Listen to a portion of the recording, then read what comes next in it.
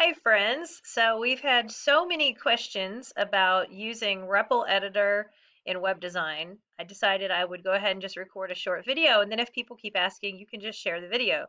As a teacher, I have my students sign up for a REPL account. That's REPL.IT. There's ways to set up classrooms in here, but it seemed confusing to me, so I don't do it. I just set up my own. And then you have a folder called Your REPLs, and you can create a bunch. You do have 100 megabytes of storage, so as long as you're not putting a bunch of videos and pictures and stuff like that on there, you will have plenty of space. Um, so I would just say keep that in mind. But otherwise, you can create as many as you want to. You hit the new REPL button to create one. So I suggest putting things in folders, and I have folders for lots of things. So if you've used my Coding the Web booklet that I have a bunch of practice activities in, that's where all these are at. I have all these in a folder. And then my students, I give them this as a starting file. So I like to keep my names very simple, as you can see, CW dash lesson whatever dash whatever. So for instance, I could say if we're doing, let me do one of these earlier ones. So this lesson 4A, if I click on this in REPL, you'll see that you get your index page and your styles page. Those are already there, and I'll show you from the beginning in a minute. Anyway, but you have your stuff here, and your students would have this. And when they hit run, it's going to run it. And it's going to initially run it in my REPL. See, it has my name, Tanya Skinner, in there. So when they use your REPL to create another one, it's not going to have your name in there. And I do have to like make that clear to my students because sometimes they forget to save a copy of their own. So let me show you. This is the link you would share to your kids, the one up here that has @ and your username in it. You would copy and paste that. So I'm just going to pop into Internet Explorer where I'm not logged in. And notice if I put that in there, it's going to open it. So like anybody in the world who I give that link to can access this code, but they can't edit my code. So what I do with my kids is I make sure they're logged in. So like where it says sign up here, they know to go to REPL and log in every day. And then up here where the name of the file is, once they're logged in, they'll have a pencil and they can rename it. So I make them rename it and put like dash and then their initials or something like that. And then when they hit run, instead of having my name over here, it's going to have theirs. The cool thing about this is they can copy and paste this and turn it into you in Google Classroom or Canvas or whatever you grade in, and you can get straight to their web page. So that's cool. I'm on a laptop right now, but this does work on Chromebooks, and you can create file folders in here, which is the reason I like REPL over some of the other code-based editors that people have shared.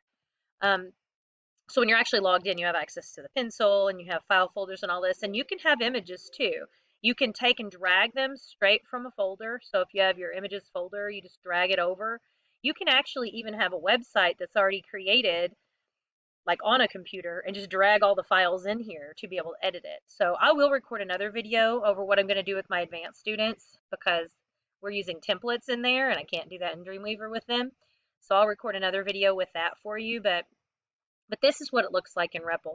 And then in my example, I have screenshots that I take of my completed web page, and then they go to my packet and they look at the screenshot, and then they have to try to make theirs match. So they go through, and if it's a matter of adding styles, they go to the CSS page and add the styles. If it's a matter of adding code or whatever, then they can add that code. I will tell you the one glitchy thing, it's not glitchy, it's just the way it works about REPL, is you cannot click and preview over here anything other than the index page. So you can have multiple HTML files in here, but you can't click them and view them in this pane. You can click them and edit them, but you can't view it. So you would have to create the index and make a button or a link to the second page, or, and I don't have a second page, but when you open up, and you can't quite see it, but there's a little arrow over here. When you open up your page, you know, as kids should know, if it's a page in their folder that's not called index, it would be slash, and then whatever that page is .html. And they can still type it in up there to get to it, but there's just not a way to preview it straight away in here unless it's that index page. So anyway, so once again, quick recap, you can code, you can hit run, you can have it here. This is going to be the page address they would turn into you for you to look at that's not editable. This would be what you would share with them. And by the way, if you hit the share button, it's that exact same address right here. But that's where it is. And clearly with anything, the kids could, cheat and they could send each other the links and copy and paste the code or whatever. So in my classroom, these are always learning activities.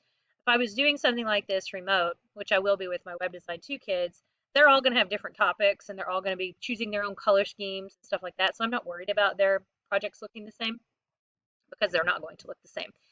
And these ones that I do in class daily, they're just daily things. I give out a sticker if you get it right kind of situations. So I'm never taking grades on those. They're just practice activities.